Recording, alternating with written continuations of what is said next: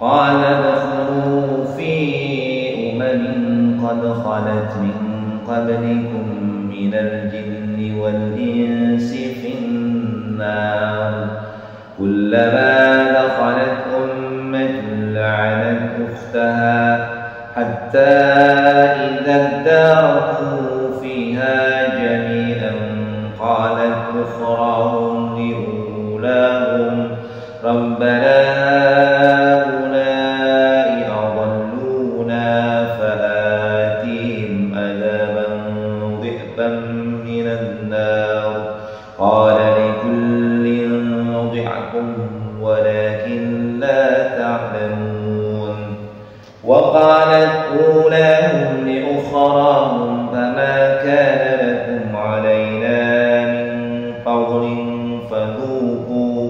فذوقوا العذاب بما كنتم تكسبون إن الذين كذبوا بآياتنا واستكبروا عنها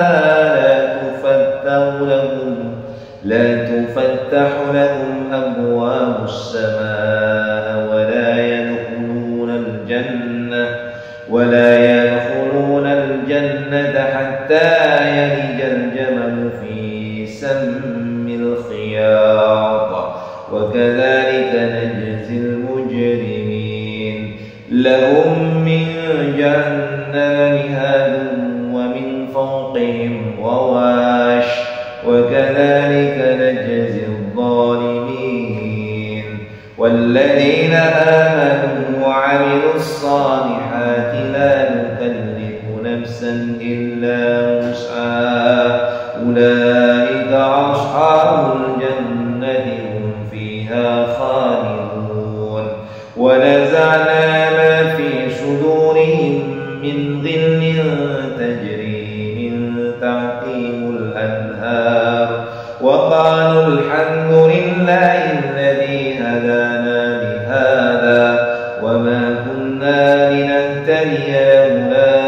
أن هدانا الله لقد جاءت رسل ربنا بالحق ونودوا أن تلكم الجنة أورثتموها بما كنتم تعملون صدق الله العظيم. Nah ya, jadi kurang lebih bacaannya seperti itu ya. Lalu kita masuk ke dalam pemahaman terhadap arti makna yang terkandung dari ayat 37, 38 sampai 43 surat Al-A'raf.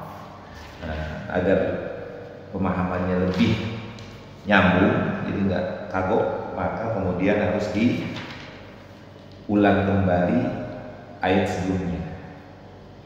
Nah, ayat sebelumnya Allah menjelaskan, "Faman azlamu mimman iftara 'ala Allahi kadiban aw kadzdzaba bi ayati." Siapakah yang lebih zalim dibandingkan orang yang mengada-adakan kebohongan terhadap Allah atau mendustakan ayat-ayat Allah. Jadi orang yang paling zalim gak ada lagi nih. Orang yang paling zalim itu adalah orang yang mengada-adakan kebohongan terhadap Allah.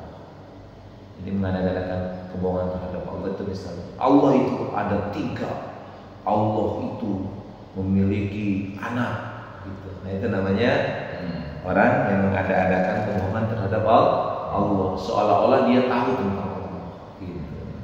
Nah itu orang yang paling zalim. Atau orang yang mendustakan ayat-ayat Allah.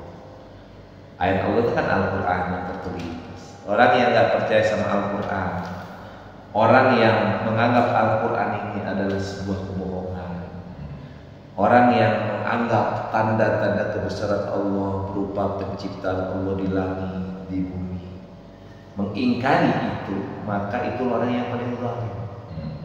Orang yang menganggap dirinya bukan ciptaan Allah, orang yang paling zalim. Orang yang menganggap gunung itu bukan ciptaan Allah, itu yang paling zalim. Nah itu ya. Jadi kalau ditanya, padahal orang yang paling zalim itu orang yang kayak gimana sih? Ya orang yang mengada-adakan kebohongan terhadap Allah, atau orang yang mendustakan ayat-ayat Allah. Kan ayat Allah itu ada ayat kauliyah, ada ayat kauniyah. Kalau ayat kauliyah adalah firman-firman Allah. Kalau bagi kita umat Islam, firman Allah yang ada dalam Al-Quran atau Al-Quran secara utuh, itulah ayat-ayat Allah. Ya, kauliyah yang diturunkan oleh Allah dari mulai Nabi Adam sampai Nabi Muhammad. Kita percaya dengan kitab Taurat, kita percaya dengan kitab Injil, kita percaya dengan kitab Zabur, kita percaya dengan suhuf yang diberikan Allah kepada para nabi, para rasul, dan kita yakin dan percaya kepada Al-Quran. Ini adalah ayat-ayat Allah atau firman-firman Allah. Nah, dan kita pun percaya serta yakin kepada ayat-ayat Allah yang ada dalam alam semesta ini, termasuk kita di dalamnya sebagai bukti tanda-tanda kekuasaan Allah. Sekarang saudara, kira-kira kepikiran nggak Padaran ketika lahir jadi laki-laki? Padaran ada pilihan nggak mau Padaran ini dilahirkan Allah laki-laki? Nggak ada kan? Kita diberikan ini ya karena Allah menentukan itu. Nah itu maksudnya. Si B jadi perempuan, dia nggak pernah berpikir kalau ini jadi perempuan, tapi itu diberikan oleh Allah. Nah itulah tanda-tanda kekuasaan. Jadi ayat kauliyah. Itu namanya ayat kauniyah yang ada pada alam semesta, langit, bumi beserta isinya termasuk kita di dalamnya. Itulah ayat kauniyah. Ada yang pada alam maksudnya.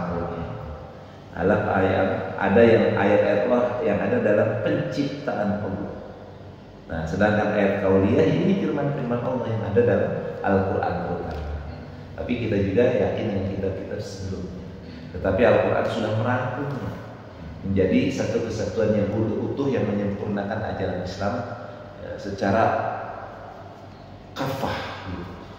Jadi Allah itu hanya menurunkan satu agama, yakni agama Islam, yang Allah turunkan dari mulai Nabi Adam sampai kepada Nabi Muhammad SAW sebagai khataman Nabi wal Mursalin, penutup para Nabi dan para Rasul.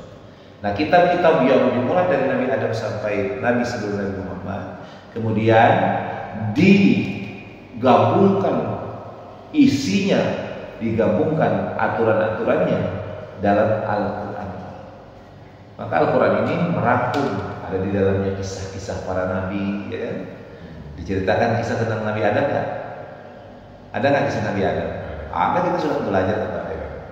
Dikisahkan tentang Nabi Nuh nggak? Ada. Dikisahkan tentang Nabi Soleh, tentang Nabi Yakub, tentang Nabi Yusuf, tentang Nabi Isa, tentang Nabi Musa dan lain sebagainya dan sebagainya. Nah itu sebagai sebuah rangkuman. Di dalam Al-Quran ada nggak ayat-ayat tentang hukum? Harus sholat, harus zakat, tidak boleh mencuri, tidak boleh berjudi, tidak boleh berzina, tidak boleh yang lainnya. Ada. Ada nggak di dalam Al-Quran ayat tentang nikah? Ada. Apalagi ada nggak ayat Al-Quran tentang masalah ekonomi, tentang masalah politik? Ada nggak politik? Ada. Tentang masalah keamanan negara ada nggak? Ada. Bagaimana menjaga keamanan negara dari serangan-serangan musuh-musuh? Ada dalam pertahanan keamanan. Komplit segala bidang, ekonomi, sosial, budaya, pertahanan, keamanan. Ada. Apa yang nggak ada? Sosial, tentang masalah sosial ada nggak? Ada, kemasyarakatan. Jadi sudah sempurna ajaran Al-Quran yang sebagai firman Allah yang sempurna. Maka dijelaskan wa tammat kalimatu rabbika sidqan wa adla la mubaddila li kalimatihi. Kalimat telah sempurna. Tammat kalimatu rabbika, firman-firman Tuhan sidqan wa adla, artinya dengan benar dan Allah dengan adil atau seimbang, dengan sesuai dengan proporsinya. Tidak ada yang mampu merubah kalimat-kalimat Allah. Nah itu ya, jadi harus percaya. Nah, orang yang paling zalim, orang yang tak percaya terhadap ayat-ayat Allah. Kemudian mereka itulah yanaluhum nasibuhum minal kitab. Mereka itu akan memperoleh bagian yang telah ditentukan dalam kitab sampai datang para utusan, para malaikat Allah kepada mereka lalu mencabut nyawanya. Artinya gini, orang-orang manusia-manusia itu, atau dari mulai Nabi Adam sampai nabi-nabi terakhir, nabi berikutnya sampai kepada Nabi Muhammad, mereka sudah diberikan kitab. Jadi telah ditentukan dalam kitab, mereka itu akan memperoleh bagian yang telah ditentukan dalam kitab. Artinya manusia-manusia itu akan memperoleh bagian-bagian daripada yang diberikan Allah, yang semua nasib mereka sudah ditetapkan dalam kitab di Lauhil Mahfuz. Jadi manusia itu sudah ada takdirnya, sudah ada qada dan qadarnya, tinggal takdirnya saja. Jadi Allah sudah ada ketetapan qada, qadar. Nah, nanti tinggal takdir. Yang namanya takdir itu terjadi. Ya. Jadi kalau misalnya Pak Darlan ditakdirkan punya anak berapa sekarang? Nah, 2. Takdir namanya. Tapi itu sudah ada dalam qada dan qadarnya Allah. Sudah tercatat dalam Lauhil Mahfuz yang tersimpan di sisi Allah Subhanahu wa taala. Tinggal terjadi, ya kita ngalamin gitu kan. Nah, itu disebut takdir. Makanya kalimat takdir saya, memang saya harus seperti ini. Artinya memang sudah ketetapan Allah yang menimpa kita. Makanya disebutnya nasib. Nasib ya memang nasib. Sesuatu yang sudah menimpa berupa takdir. Kemudian sampai datang utusan Allah, malaikat-malaikat, yaitu malaikat Israel, mencabut nyawanya, mencabut nyawa daripada manusia-manusia itu. Maka kemudian malaikat, ya, para malaikat nanti akan bertanya, apa yang dipertanyakan kepada orang yang mati ini, manusia-manusia yang mati, yang tentunya manusia-manusia yang mati itu yang sudah menyembah Tuhan selain Allah. Ya, apa yang ditanyakan? Aina ma kuntum tad'una min dunillah? Mana sesembahan-sesembahan Tuhan-Tuhan kamu yang dulu kamu sembah selain Allah? Mana? Dulu dia kamu di dunia menyembah A, menyembah B, beribadah kepada A, kepada B. Ada yang bikin acara keagamaan menyembah kepada patung, ada yang menyembah kepada matahari, ada yang menyembah kepada manusia misalnya. Ya patung disembah-sembah, ada yang menyembah ke foto-foto gitu kan, ada yang menyembah kepada arwah-arwah gitu kan. Nah, nanti malaikat itu akan nyindir, pertanyaannya nyindir, mana Tuhanmu yang dulu kamu sembah? Ada nggak sekarang? Ada nggak? Kata malaikat begitu. Maka kemudian ruh ini atau manusia yang sudah mati ini akan berkata atau menjawab, Dhallu anna. Apa jawabannya? Semuanya telah hilang dari kami, nggak ada ternyata. Kami salah dulu nyembah si A, nyembah si B, nyembah A, nyembah B. Dhallu anna, semuanya binasa, nggak ada yang bisa menolong kami. Wa syahidu ala anfusihim annahum kanu kafirin. Dan mereka menjadi saksi terhadap diri mereka sendiri bahwa sesungguhnya dia sadar saya orang yang ingkar.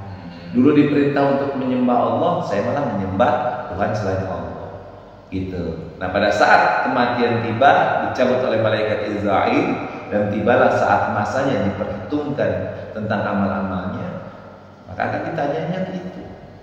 Mana Tuhanmu dulu? Sok selamatin dirimu nih, kalau dengan seru tuh Tuhanmu, bisa kan nyelamatin dari aku, kata malaikat itu. Bisa gak kamu menyelamatkan diri kamu dari saat ini, dari hari ini? Maka jawabannya udah gitu. Jawabannya, maka setan kemarin itu, iblis itu minta waktu kepada Allah sampai hari berbangkit, yaumi yub'atsun. Nah itu, nanti ketika dibangkitkan, pertanyaannya apakah iblis itu mati? Mati juga. Semua mati kecuali yang dikehendaki Allah. Dalam beberapa keterangan, yang hidup itu hanya malaikat Israfil. Malaikat Israfil yang hidup. Ya, makhluk yang ada di dunia mati semua. Mati semua. Jin mati nggak? Mati juga. Iblis mati nggak? Mati sakit. Tetapi kemudian dibangkitkan, Pertanyaannya, ya hatta yaumil akhir, sampai hari berbangkit. Pertanyaan, iblis kan mati nggak? Iblis itu kan sesuatu yang Allah yang Maha tahu tentang di mana letaknya. Tapi dijelaskan semua makhluk ciptaan Allah itu mati kecuali yang dikehendaki Allah. Dijelaskan di antaranya dalam ayat Israfil, karena kalau dia mati siapa yang sangat kalah kan nggak ada, logikanya begitu. Maka pada saat tiupan pertama mati seluruh makhluk yang ada di bumi ini, nggak ada terkecuali, memang kecuali yang dikehendaki Allah Subhanahu Wa Taala. Maka pada saat tiupan sangkakala yang kedua hiduplah seluruh.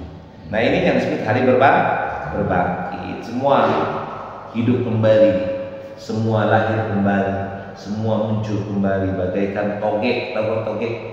Toge kalau mau tumbuh itu kan kita tanam kacang kedelai. Nah kalau mau tumbuh lenting dia. Nah semua bangkit dari kubur begitu.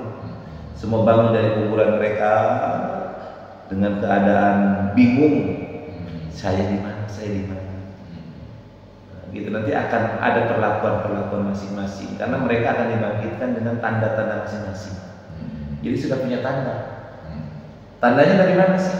Ada registrasi. Jadi kalau pada mau masuk ke Ancol itu kan stempel dulu. Ya. Kalau pada nggak di stempel masuk Ancol bisa masuk nggak? Nggak bisa masuk. Ada tanda. Nah semua orang yang dibangkitkan Allah itu dengan membawa tanda masing-masing. Gitu. Nah itu berdasarkan tanda itu kemudian dikirim oleh malaikat. Sebagaimana orang kalau di jalanan ada jalan tol, ada jalan biasa. Kalau motor kan nggak boleh masuk ke jalan tol. Nah itu tandanya roda dua. Mobil baru masuk. Ada juga tanda yang boleh masuk hanya kendaraan sedan, kendaraan truk nggak boleh masuk. Kan gitu kan macam-macam. Nah, itu tanda. Nah ketika manusia dibangkitkan sesuai dengan tandanya masing-masing. Nah kemudian baru masuk kepada ayat 38. Qala Allah berfirman, udhulu fi umamin qad khalat min qablikum minal jinni wal insi finnar. Nah orang yang tadi itu yang dia dimatikan oleh malaikat kemudian ditanya oleh para malaikat mana Tuhan? Maka jawaban orang ini yang mati ini, yang kafir yang dulu menyembah selain Allah, maka mengatakan sudah binasa dari kami, sudah nggak ada lagi Tuhan kami. Ternyata Tuhan kami itu bohong, kami sudah tertipu. Dan mereka menjadi saksi bagi diri mereka sendiri kalau mereka adalah orang yang kafir. Maka kepada orang yang kafir ini Allah berfirman, masuklah kalian ke dalam api neraka. Kalimat begitu.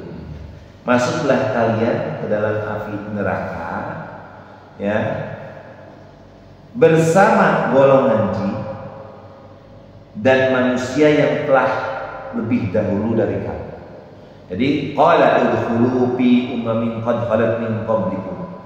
Dikatakan Allah berfirman, masuklah kalian bersama umat-umat yang terdahulu sebelum kalian dari kelompok jin dan manusia ke dalam neraka, atau ke dalam neraka. Maka an-nar itu adanya di belakang dalam ayat ini, tetapi dimaknai di depan. Jadi masuklah kalian wahai orang-orang yang kafir ke dalam api neraka bersama golongan daripada jin dan manusia yang telah lebih dahulu masuk dari kamu. Jadi gitu.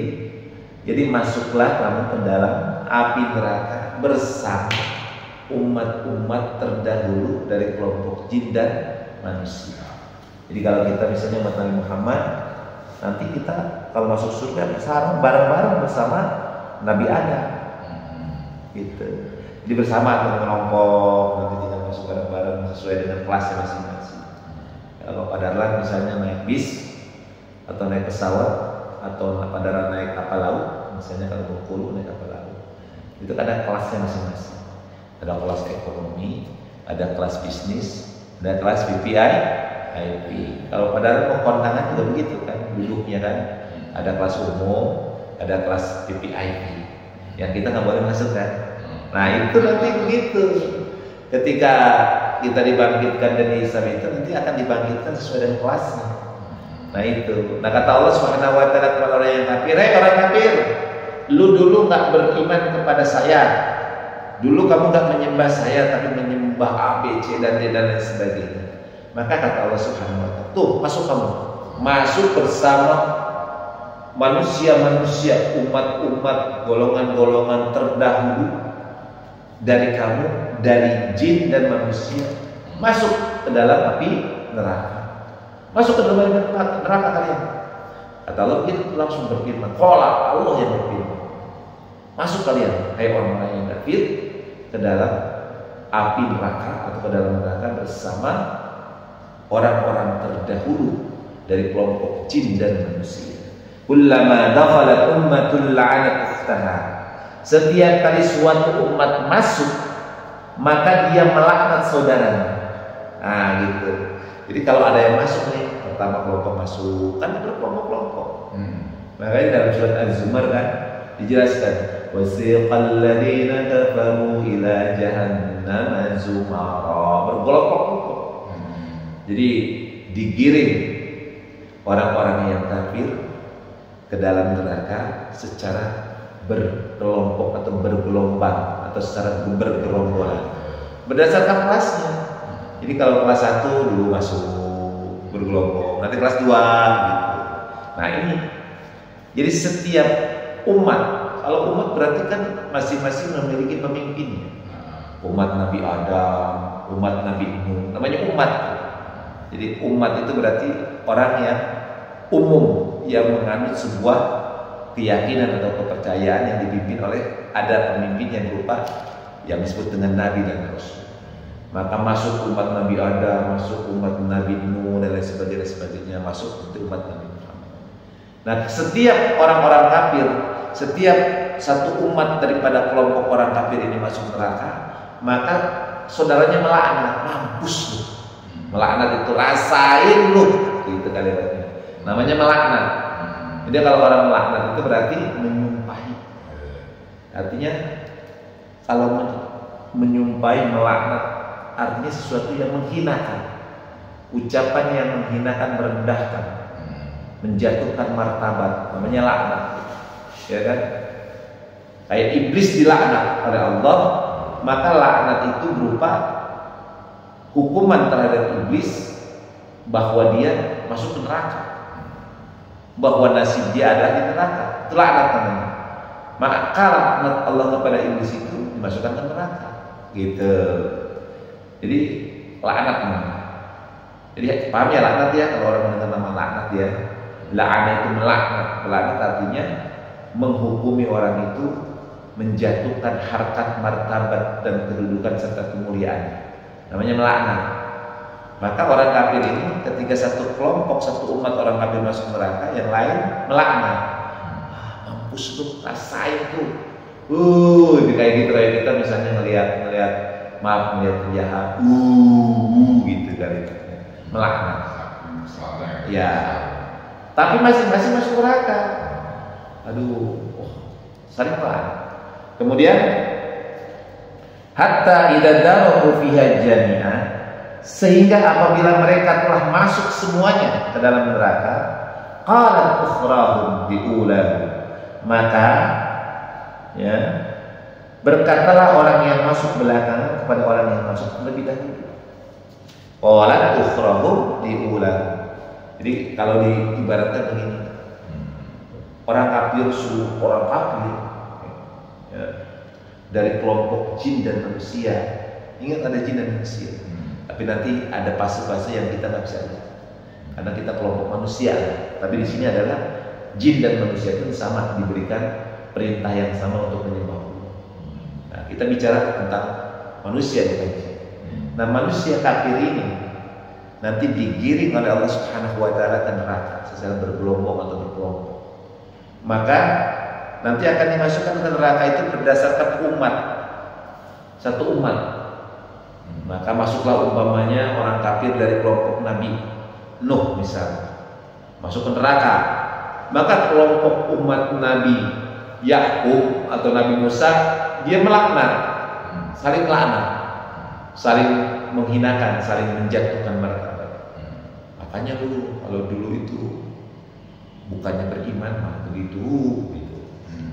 Maka setelah mereka orang-orang kafir ini masuk neraka, ya, semua kelompok jin dan manusia yang masuk neraka yang kafir, maka orang yang datang belakangan, ya, mereka berkata, ini kan kalimatnya begitu. Berkatalah orang yang masuk belakangan kepada orang yang masuk terlebih dahulu. Apa perkataannya? Rabbana haulai adalluna. Ya Tuhan kami, ini mereka ini orang-orang yang masuk dahulu ke neraka nih, yang mereka hidup sebelum saya.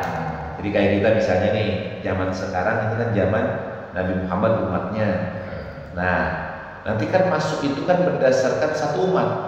Dimulai umat Nabi Adam yang kafir, umat Nabi berikutnya yang kafir, yang saling melaknat. Maka orang semuanya masuk ke neraka, maka di dalam neraka orang yang masuk belakangan akan dia berkata kepada orang yang masuk dahuluan.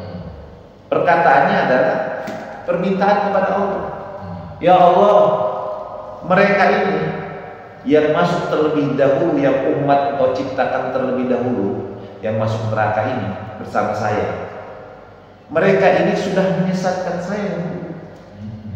Nenek moyang saya yang memerintahkan saya untuk menyembah patung, mereka sudah terlebih dahulu hidup dan mereka menyesatkan saya, sehingga saya ya sama seperti mereka, ikut-ikutan jadi menyembah patung, jadi bikin sesajian untuk mbah-mbah dukun, mbah jamrong, mbah-mbah. Maka kata mereka, fa'atihim adzabam dhi'fan minan nar. Maka timpakan kepada mereka siksaan berlipat kali. Gitu kalimatnya. Maka timpakanlah kepada mereka nih orang-orang terdahulu dari kami, dari saya ini, siksaan 2 kali lipat dibandingkan kami. Gitu, siksaan neraka. Maka kemudian Allah berfirman, Allah berfirman, likullin dhi'fun walakin la ta'lamun. Masing-masing mendapatkan siksaan yang berlipat ganda, tetapi kamu tidak mengetahuinya. Gitu tuh. Nah ini nanti kejadian di akhir nanti, di hari berbakti, di hari dimana ditetapkan mizan Allah Subhanahu Wa Taala. Maka orang yang ditakdirkan oleh Allah Subhanahu Wa Taala dia adalah orang kafir, nanti akan digiring ke neraka, akan dimasukkan berdasarkan umatnya masing-masing. Umat A, umat B, umat Nabi A, Nabi B. Nanti setiap satu umat masuk ke neraka yang bergemuruh, bergejolak api neraka itu, sangat terdengar suaranya, sangat bau busuk daripada neraka itu, yang dijaga oleh malaikat yang sadis dan bengis, yang tidak pernah mendurhakai Allah. Jadi kalau macam-macam campur. Ya kita nggak usah jauh-jauh, kita aja kalau lagi di jalan tol ada polisi, kita kan nggak bisa nyari, diam aja bawa motor, bawa mobil gitu kan. Apalagi ini malaikat bukan polisi. Kalau polisi bisa disuap kan. Kalau polisi numpang lewat, pasti 500.000 juga lewat, ya kan? Kalau malaikat nggak akan suap dan sogok. Kalau manusia masih bisa disogok dan disuap, malaikat tidak. Nah ini terjadi. Maka kemudian setelah masuk semuanya, maka yang masuk belakangan, karena dia umat dari belakang, kita ini umat Nabi Muhammad yang belakangan maksudnya zaman sekarang, karena ada manusia itu dari zaman Nabi Adam. Maka dia akan berkata kepada Allah Subhanahu Wa Taala tentang manusia yang masuk duluan tadi. Ya Allah, ya Tuhan kami, mereka itu kan sudah terlebih dahulu diciptakan oleh Engkau, hidup sebelum kami, dan mereka itu sudah membuat kami menjadi kafir, membuat kami tidak menyembah-Mu ya Allah. Maka timpakan kepada orang-orang itu azab 2 kali lipat dibandingkan kami. Maka jawaban Allah, setiap masing-masing sesungguhnya sudah merasakan azab yang berlipat ganda, tetapi kamu nggak tahu. Itu kalimatnya ya. Nah, apa azab yang berlipat ganda? Itu nanti azab di neraka. Ya, apa yang terjadi di neraka? Setiap kali kulit mereka hancur, tubuh mereka hancur, maka dikembalikan lagi. Ya gitu kan?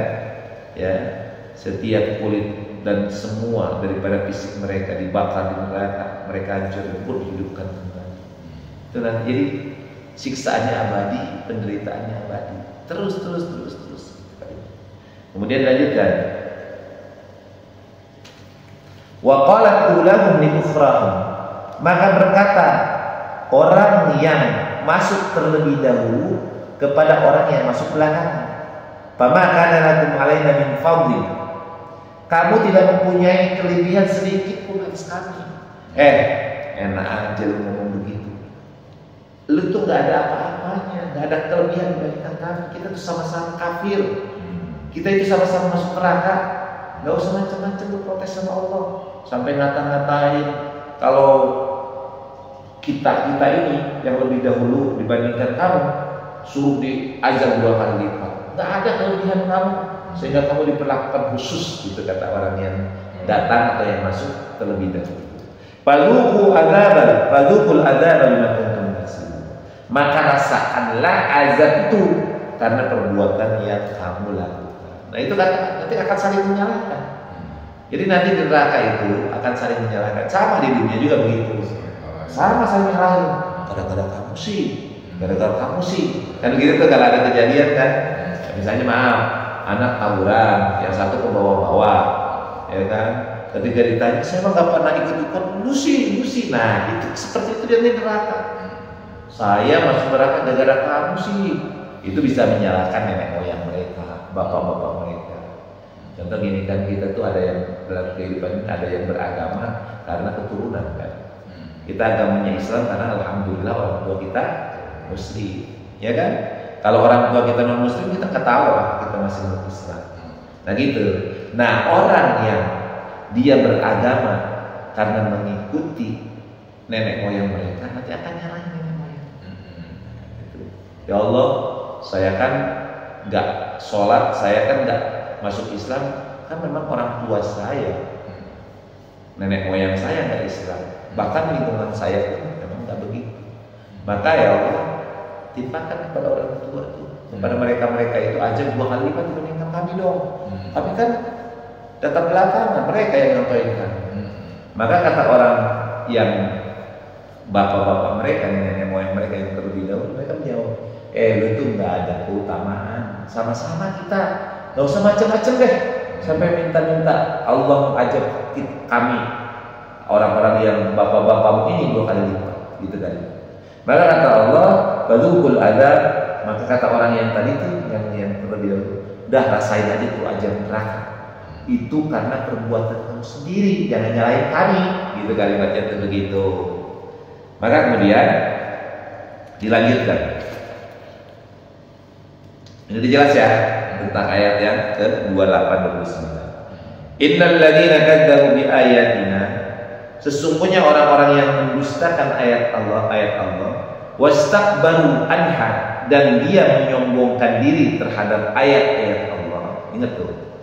Jadi orang yang mendustakan ayat-ayat Allah dan orang-orang yang menyombongkan dirinya terhadap ayat-ayat Allah, itu kalimatnya pakai inna, artinya sesungguhnya, benar-benar. Nih, benar-benar nih. Benar, sungguh benar. Orang yang mendustakan ayat-ayat Allah dan orang yang menyombongkan diri terhadap ayat-ayat Allah ini, artinya nyombongin diri apa? Gak mau ngikutin, merendahkan, menganggap sepele ayat-ayat Allah. Maka kata Allah, la tufattahu lahum abwabus sama, maka tidak akan dibukakan bagi mereka pintu langit. Artinya apa? Mereka ini tidak akan diterima doanya, tidak akan diterima amalnya. Ingat tuh. Jadi bagi orang yang kafir, bagi orang yang sombong dengan kekafirannya, maka tidak akan dibukakan pintu langit. Artinya apa pintu langit yang dibukakan? Mereka doa apa akan diberikan oleh Allah, dan mereka beramal baik pun tidak diterima. Jadi misalnya non muslim, maaf ya, dia bersedekah, dia menyantuni anak yatim, dia memberikan bantuan kepada A, B, C, D, maka tidak akan diterima oleh Allah Subhanahu wa Ta'ala. Kenapa? Karena niatnya bukan untuk Allah, ya kan? Untuk Allah bukan untuk Tuhannya dia. yang nggak diterima salah alamat contohnya kan. Misalnya begini, saya kasih buku sama Pak Darlan, tapi ternyata bukan sama Pak Darlan saya kasih, tapi sama si Fulan. Kira-kira sampai nggak? Nggak nyampe orang itu Pak Darlan. Ya, ketika saya berikan kepada si Fulan ditolak karena bukan haknya. Kamu dulu ibadahnya sama siapa? Sama si A, si B. Ya udah, nggak ada urusan dengan saya. Saya hanya menerima orang yang beribadah karena saya, gitu. Jadi orang kafir yang mereka beramal, menyantuni, membantu orang lain, maka bagi Allah Tuhan kita tidak diterima. Ya itu tadi, la tufattahu lahum abwaabus sama. Tidak dibukakan bagi mereka pintu langit. Nah, orang yang beriman baru dibukakan pintu langit. Kan doa yang kita panjatkan itu kan lain. Kita berdoa, ya Rabbana zalamna anfusana wa in lam taghfir lana wa tarhamna lanakunanna minal khasirin. Saya doa Nabi Adam, ya Allah, Engkau sudah menzalimi kami. Jika Engkau tidak memaafkan dan tidak berikan rahmat kepada kami, pastikan orang yang rugi. Ya Allah, ampuni dosa kami. Nah, doa kita naik ke langit. Nanti akan dibukakan pintu langit hingga didengar oleh Allah Subhanahu wa taala. Tapi kalau orang kafir ditolak malam pertama, dibalikin lagi, tidak diindahkan. Sebagaimana orang-orang teriak-teriak di tengah gemuruhnya orang, tidak terdengar, diabaikan. Ya gitu. Maka orang yang kafir ini nanti tidak akan dibukakan pintu langit. Bahkan matinya, nyawanya, ketika dia mati, pintu langit nolak. Ya, tapi kalau orang yang beriman, pintu langit dibukakan. Maka orang yang meninggal dalam keadaan husnul khatimah, dalam keadaan iman dan Islam, maka nanti ruhnya akan dibawa ke langit oleh malaikat. Setelah malaikat Israel mencabut nyawa orang yang mukmin, muslim wal mukmin, maka dibungkus oleh kain kafan yang wangi. Maka ruh ini kemudian dibawa ke langit 1, kemudian langit 2, langit 3, 4, 5, 6, 7, dan akhirnya sampai ke langit 7, kemudian diregistrasi, didaftarkan surga sebagai penghuni surga. Itu yang disebut dengan Iliyin. Iliyin itulah didaftarkan. Tapi orang yang kafir ditolak, didaftarkannya nanti di bumi yang paling dasar, namanya Sijjin. Nah, Sijjin itu tempat neraka, dasarnya neraka. Jadi sudah didaftarkan, diregistrasi sebagai penghuni neraka. Jadi orang mati itu sudah terdaftar. Di mana nanti akan tempat. Nah, ketika dibangkitkan tinggal berdasarkan registrasi tanda itu, diberikan tanda. Jadi kalau orang mati udah ada capnya, tek surga, tek neraka. Maka ketika hidup udah langsung bagikan airannya, sudah ada penghalangnya. Yang satu surga, yang itu neraka. Kemudian wala yadkhuluna al-jannah, dan mereka tidak akan masuk surga hatta yalijal jamalu fi samil khiyar, sampai atau sebelum unta masuk ke dalam lubang jarum. Kira-kira unta bisa masuk lubang jarum? Nggak bisa. Sampai kapanpun unta nggak mungkin masuk lubang jarum. Artinya orang kafir itu nggak mungkin masuk surga. Itu kalimat itu ungkapan peribahasa yang indah. Sampai sehingga ya, unta masuk ke dalam lubang jarum, atau sebelum unta masuk lubang jarum, hatta yalijal jamalu fi samil khiyar. Wa kadzalika najzil mujrimin, dan demikianlah Allah memberikan balasan kepada orang-orang yang berbuat kejahatan. Paham ya? Nah, yang berikutnya, lahum min jahannama mihadu wa min fawqihim ghawash. Bagi mereka nanti tidur, bagi mereka tikar tidur dari api neraka. Di atas dan di atas mereka ada selimut api neraka. Itu ya udah, nggak ada apa-apa. Tikarnya api neraka, tidurnya ya api neraka. Nggak ada lagi kecuali api neraka, digodok. Ya. Kemudian wa kadzalika najzil zalimin, dan demikianlah Allah memberi balasan kepada orang yang zalim. Walladzina amanu wa 'amilus shalihat, orang-orang yang beriman dan melaksanakan amal saleh, la yukallifu nafsan illa wus'aha. Allah tidak akan membebani seseorang melainkan menurut kesanggupannya. Ulaika ashabul jannah, mereka itu adalah penghuni surga, hum fiha khalidun, mereka abadi di dalam surga. Jadi kata Allah, orang yang beriman dan melaksanakan amal saleh, maka Allah tidak membebani kepada orang ini melainkan berdasarkan kemampuan. Artinya gini, orang kaya sedekah berdasarkan apa yang dimilikinya, orang miskin bersedekah sesuai dengan kemampuan. Orang sholat nggak mampu berdiri duduk, orang mampu duduk tapi tidak mampu berdiri, ya udah duduk saja. Kalau misalnya dia tidak mampu duduk sholatnya, mampunya cuma tiduran, ya udah tiduran. Kalau nggak mampu juga sholat dalam kondisi tiduran, di isyarat. Kalau nggak mampu juga sholat dalam isyarat, ya udah tinggal sholati, mati kurang. Kalau muslim, kalau kata muslim ngapain sholatin juga, gitu. Ya kan, itu kalimatnya. Kemudian apa yang terjadi lagi? Wa naza'na, bagi orang yang beriman dan beramal saleh, wa naza'na ma fi sudurin min ghillin. Dan Allah mencabut rasa dendam dari dalam dada orang-orang yang beriman dan beramal saleh. Maka orang yang beriman dan beramal saleh ada dendam, memaafkan saudara-saudaranya. Maaf gampang dadanya. Jadi kalau ada orang beriman, orang yang ngaku Islam, tapi nggak mau memaafkan kesalahan-kesalahan saudaranya, orang nggak benar kan? Ya, karena orang beriman, orang Islam yang beriman, maka Allah akan cabut dendam dalam hati. Jadi walaupun orang sudah nyakitin kita, nggak pernah benci, nggak pernah dendam. Tapi kalau ada orang agamanya Islam masih dendam sampai 7 turunan, nggak benar nih orang. Nggak benar imannya, salah dia, ada penyakit, sehingga salah. Berarti dia bukan orang yang benar-benar beriman. Maka orang yang benar-benar beriman akan dicabut dari dadanya rasa dendam, rasa benci, rasa dengki, hilang.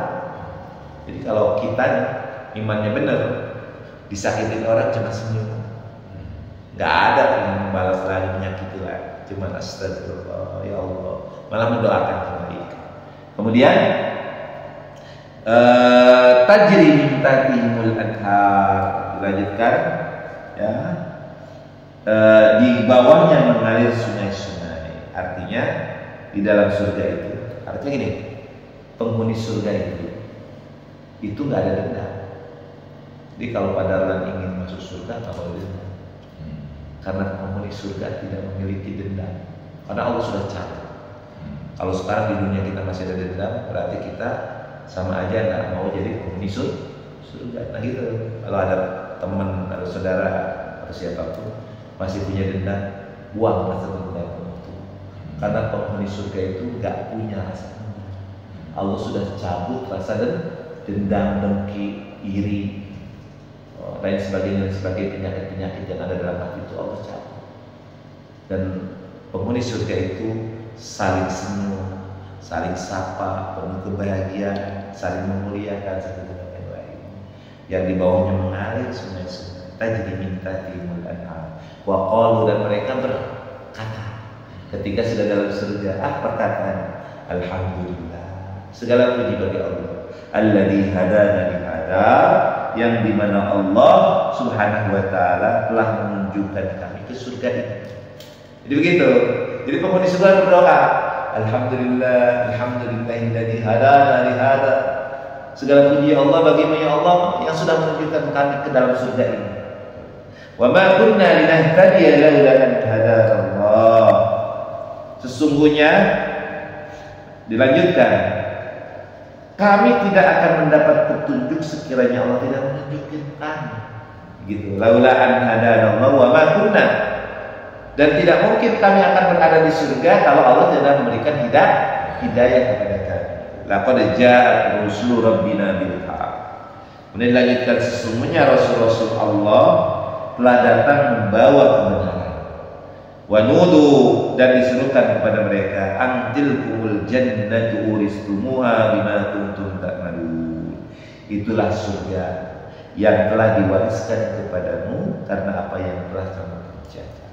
Jadi surga itu harus dengan amal. Ya, orang masuk surga itu harus beramal. Ini kalimatnya begitu. Ini Al-Quran yang mengatakan. Jadi wa nudu antilkumul jannah, Nih surga ini yang kalian sekarang masukkan, yang kalian sudah masuk di dalamnya. Uristumuha, kata Allah Subhanahu wa taala. Telah diwariskan. Namanya waris itu waris. Kalau disebut waris apa? Warisan itu berarti ada keturunan dulu, ada orang yang punya waris itu kan harus nasab. Kalau nggak nasab kan nggak dapat warisan.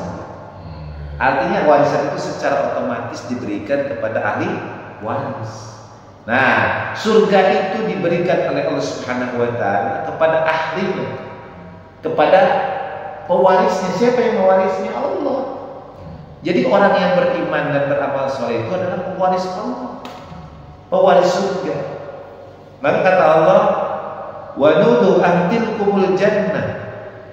Maka diserukan kepada orang-orang ahli surga tadi, yang dia sudah dicabut rasa dendam dari dirinya, yang mendapatkan kenikmatan dan kelezatan.